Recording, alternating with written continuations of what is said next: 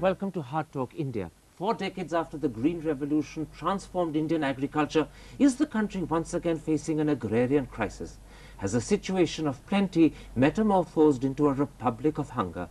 That's the key question that I shall put today to a man they call the father of the Indian revolution in agriculture, M.S. Swaminathan. Professor Swaminathan, there is a school of thought which says that Indian agriculture today is in a mess. The country faces an agrarian crisis. As Professor Utsa Patnaik of Jawaharlal Nehru University puts it, India has become a republic of hunger. Do you agree? Well, as one nation, we have the largest number of women, children and men who will go to bed hungry tonight. So that's, in that way, it's correct that as a single nation, we have, unfortunately, the unnecessary and not very reputed reputation as a land of the hungry. Let's explore some of the startling facts to see if you accept their veracity before I ask you what they add up to. To start with, since the 1980s, the rate of increase of agricultural production has more than halved. It's fallen from some 3.7% to under 1.5%, which is in fact less than the rate of increase in population. That's pretty worrying. This is very serious, it's very worrying. I would say exactly what you said. Growing the food production going below population growth. Some people explain it by there is a diversification of our agriculture. There are more vegetables and fruits because we are number 2 in terms of production of horticultural products. There has been some diversification, no doubt. But there are a variety of reasons, including ecological reasons, land degradation, over-pumping of water, still a very large part of our country being under dry farming, as we call them, unirrigated. And above all, our pressure of population on land has increased. Unlike other countries, in the United States, I think in the beginning of 1900, about 75% of the population was agriculture. Now it is 2 to 3%. Now, one result of this is that the net per capita absorption of food grain has fallen from 177 kilograms per person in the early 1990s to around 150 kilograms today. And in fact, I'm told that perhaps 2 or 3 years ago, it had actually briefly fallen below the levels of the Bengal famine. Well, this is partly, statistically it is correct, I would say. But one should not go only by the number of kilograms of grains. For example, in a state like Kerala, they've always wondered why the grain consumption is not high. But there is a considerable degree of other kinds, whether it is tapioca, whether it is jackfruit, whether it is banana, or whether it is fish and so on. Some diversification have taken place. So one must look area by area. I won't talk India is a very large country. And quite right. Yeah. Kerala has the fortune of being one of India's more prosperous states, but I'm told that overall, the average Indian family today consumes 100 kilograms less of food grain than it did, say, 10 years ago. And that, to put it differently, 40% of India consumes only as much as sub-Saharan Africa. This is true. I think this is one, as I said, one of the sad parts of our present food situation. And it is an unnecessary situation. And therefore, I feel even bad because it is something which we need not be in such a situation. And that's why. So to tie these different facts together, would I be right in saying that we have a situation in India today where the population is growing faster than food production, where people are eating less, and more people are going to bed hungry? In fact, statistically, I'm told that the number of people who go to bed hungry has perhaps touched 320 million. Well, the estimates vary from 220 to 320, but whatever it is, very large. And as I said, the single largest number in any part of the world. And therefore, it is very regrettable, something which we cannot really condone. Would you call this a crisis? I would call it a crisis. The hunger crisis is a correct term. It is a crisis in terms of our national will to overcome this problem. So it's a factual crisis in terms of hunger, and it's a political crisis in terms of absence of will. Political crisis in terms of, I agree, I think the absence of will to do something about it in such a way that we can solve it, because it's not a problem which is insoluble, and that is why. The phrase that I used from Professor Utsa Patnaik, Republic of Hunger, may be colorful, but it's not an exaggeration.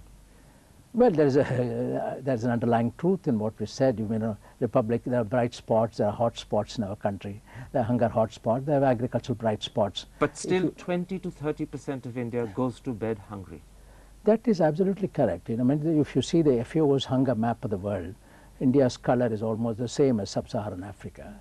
And those data are ours, not that they have not produced any data. So this is presumably one of the many reasons why in states like Andhra Pradesh, Kerala and Karnataka, we've had a spate of farmer suicides, not just in the poorer regions of Rayalaseema and Telangana, but also in the better off districts of coastal Andhra and Wayanad. Well, farmer suicides have a number of causes. But Wayanad suicide is one set of causes, like, you know, the collapse of prices of many plantation crops at the same time, because Kerala's agriculture is largely export oriented.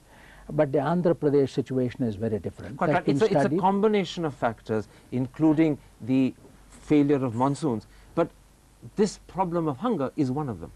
This is true. The hunger is a consequence of poverty. See, today in our country, if you go to the market, you have plenty of food in the market. There are plenty of fruits, plenty of vegetables. Our hunger comes from the famine of jobs or famine of income. The absence of purchasing power. Correct. We have the food, but people don't have the capacity to buy it. That is because, as I said earlier, very large number of people are dependent upon agriculture for their livelihood, particularly landless labor, those who have no land at all.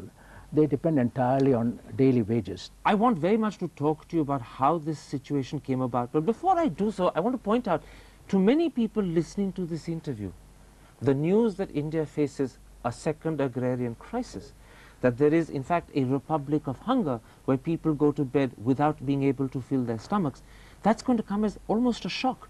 We've got so used to the success of the Green Revolution, it's hard to believe we have another problem on our hands. This is a puzzle, this is an enigma. Many people outside feel the land of the Green Revolution, why should be a land of hunger? And I entirely agree.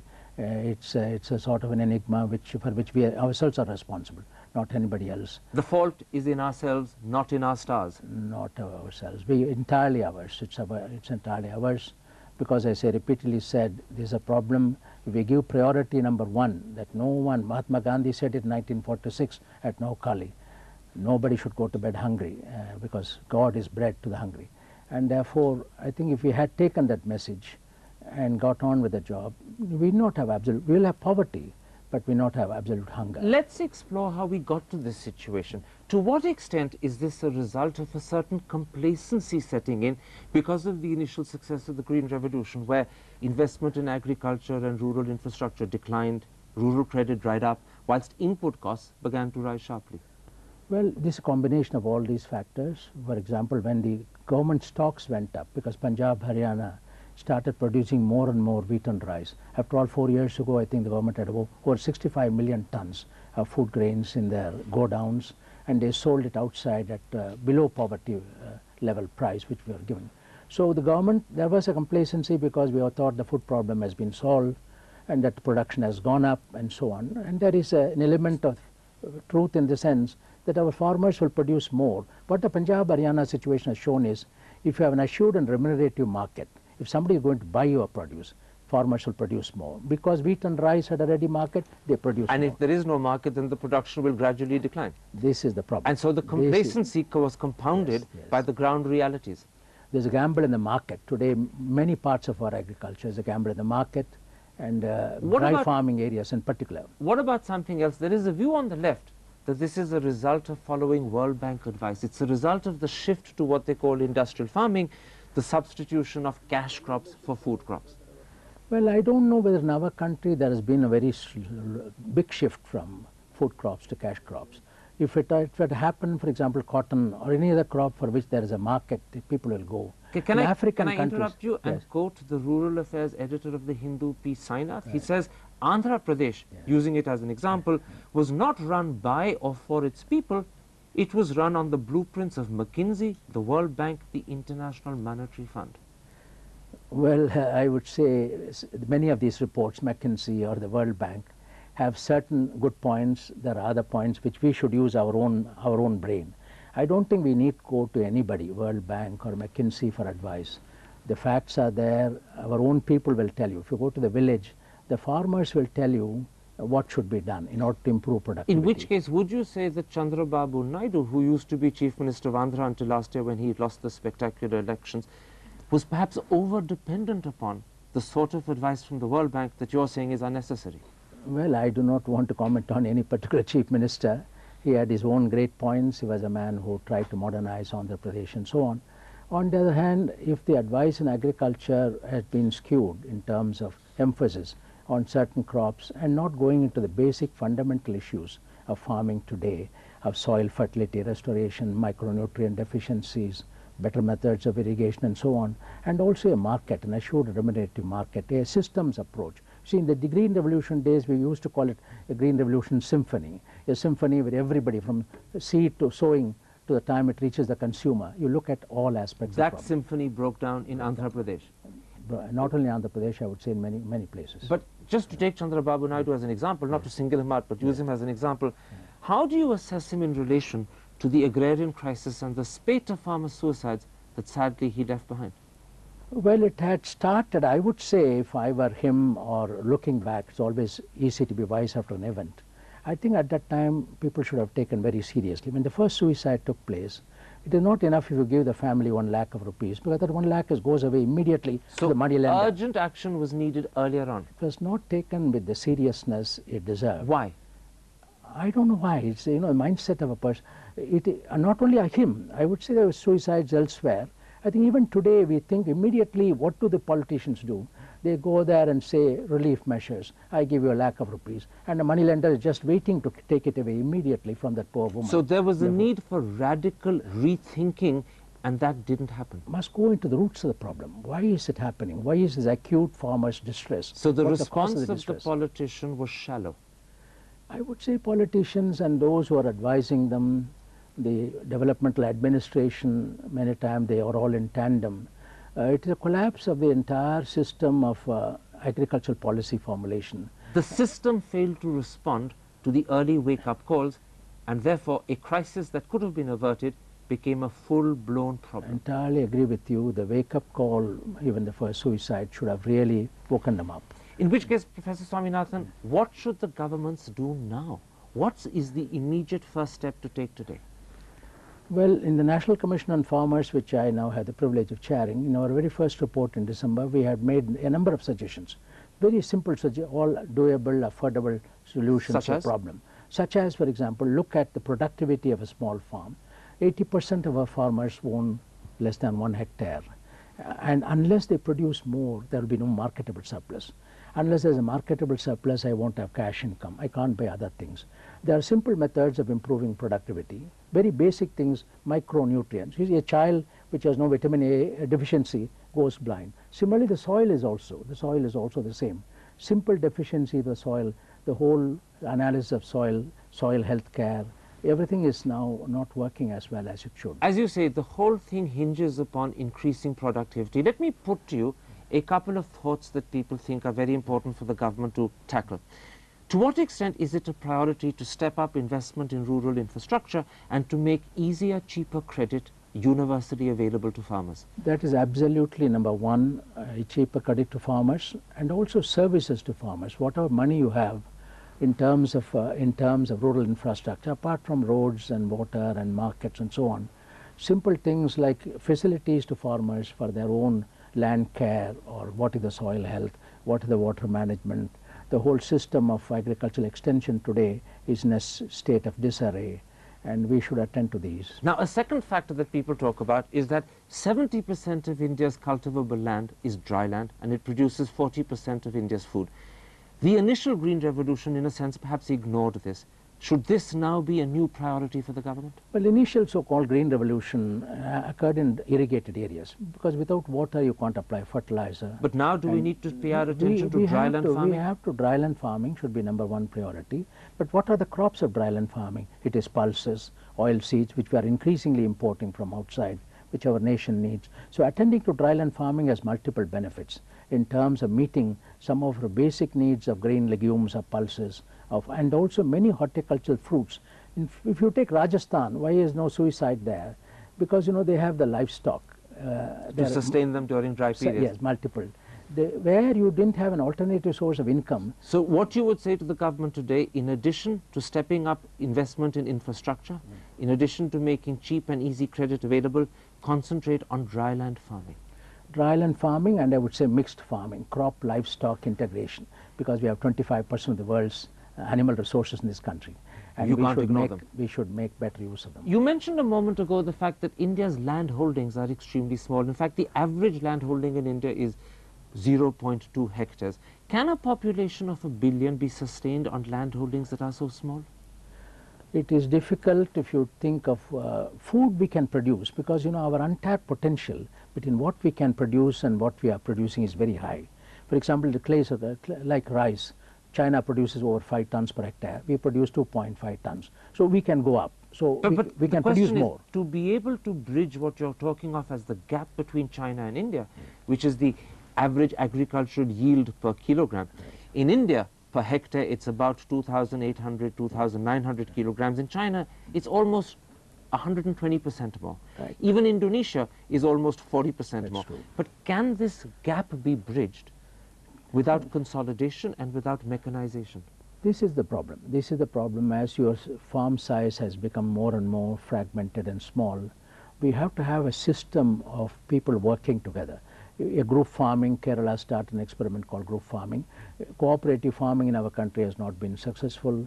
Today people talk about contract farming, so that between the buyer and the producer, there is a social contract. You have many methods are being suggested, but the sooner we have a method by which what you call self-help group, whatever you may say, a group of people in a farm, in a village. You're saying no matter how you do it, yes, consolidation is essential, so that mechanization can then be used to use modern practices to increase productivity. I would say relevant mechanization. At the moment, for example, if you mechanize too much, will put people out of job. And therefore, our number one job is job or livelihood. That is the fundamental requirement of all development. And we now know livelihoods entirely depend upon agricultural progress. Well, let me put it like this. Yes. We're talking at the moment about what we're calling an agrarian crisis, but the truth is that this agrarian crisis is part of the bigger picture of rural poverty. No doubt 70% of India live in the countryside, but 70% of those people don't actually get their primary livelihood from agriculture. And in fact, in states like Haryana, Punjab, Kerala, the figure is probably 50%. For these people, is the answer not taking them off land by creating mass employment through manufacturing? This is exactly what is needed. Non-farm employment or off-farm employment. When China started its revolution in the farms, or reform in the farms in 1980s, they had a twin strategy. Productivity in the small farms, because their farms are very small, and non-farm through what they call rural township enterprises. They took out 100 million people in 7 years from farm to non-farm. In India, yes, non-farm employment in the countryside doubled between 77 and 89, but from 91 onwards, it's virtually stagnated. It has been stagnant, and does reflect in the growth of the urban slums. The urban slum is a very good reflection of lack of opportunities for livelihoods in rural areas. Then they are forced to go. So this is live in the another pavements. priority for the government: create non-farm employment in the countryside, so that the pressure of people on small fragmented land holdings can ease and those can consolidate. I would say we must have an integrated policy for rural livelihood and employment, on farm and non-farm, two sides of the same coin. Look at them, which is viable, which is sustainable, economically In other sustainable. words, look at the countryside as a whole. Right. But then side by side with that, do you think the government also needs to be aware of what people call the need for creating mass employment in urban centers? There's only so much that you can do in terms of non-farm employment in the countryside. Does India need a bigger manufacturing sector so that its farming productivity can increase? It needs a larger manufacturing sector, but in today's world, unless you are competitive, one is how much we can absorb within the country. The whole production planning has to be done both on the base of home market and external market. External market today, we can compete only if we are cost competitive and quality conscious, much more quality consciousness. Why should I buy So something? at this moment you're saying it's non-farm employment in the countryside that's a priority, not manufacturing in urban centers creating urban jobs. Urban jobs equally important. I wouldn't say urban poverty is as acute as rural poverty. In fact, rural poverty is higher. I meant the need to create urban employment as a way of attracting people off the land so that the pressure on fragmented land holdings can ease and consolidation can take place. We should create as many non-farm jobs as possible in the rural areas itself. In the rural areas. So long as what our president calls the provision of urban amenities in rural areas and so on, the basic amenities are given. Professor Swaminathan, we've discussed this problem, we've discussed how it's happened, we've discussed what's needed to do to tackle it. Let me put a blunt question to you. Does the present Agriculture Minister Sharad Pawar accept that he has a crisis on his hands? Well, I think he's very aware. He's one person who has done much for agriculture, particularly horticulture in Maharashtra. He's diversified. His own area is a good reflection of what can be accomplished by the introduction of modern science. Is he a public single policy. man in the government, or does the government as a whole also realize there is an agrarian crisis? I think the government as a whole, maybe the Prime Minister is aware of it, the Food Minister, the Agriculture Minister is aware of it. It's interesting but you I use won't the word, say yes. It's interesting you use the word maybe the Prime Minister is aware of it. It's almost as if you're saying you're not sure he is. I think he's aware. I think he's one person who is very sensitive to these issues. He has multiple responsibilities and multiple demands on his time. But the fact remains that it has not seeped down. I don't think that seriousness, and you must also realize that agriculture is state subject in our country by constitution. And unless the state governments also take equal cognizance, we earlier referred to Andhra Pradesh. Well, then and so tell on. me this, what is the state of awareness among state governments? Good, bad and indifferent. There are some. How many fall into the bad category? I have not made a statistical comparison, but I would say fairly large number of them fall in. So it's a minority that have a good response. The majority are either indifferent or bad. That's true. I don't think they have realized the seriousness. Policemen are not the answer to this problem. Calling everybody an Naxalite or a terrorist and so on is not going to solve the problem. So along with the absence of political will that we mentioned at the start of this interview, there is also something else. There is the absence of awareness. Politicians simply don't realize the severity of the situation they are confronting. But I think awareness is number one. Awareness leads to analysis, analysis leads to action. If the chain is broken, if your awareness is not there, I'm not going to analyze. I earlier told you, an easy option for suicide is to give some money to the widow. That is not going to solve the problem. That's not going to solve the problem. Is time on our side or is it against us? Time is one commodity which is against us, because we are still 17 million children are born every year. We are going to overtake population of China very shortly by 2020. And I think that the amount of seriousness in terms of dealing with the basic issues of hunger and poverty, I don't see it as much as I would like to see. Professor Swaminathan, a pleasure having you on Hardtalk India. Thank you very much. Thank you very much. It was nice.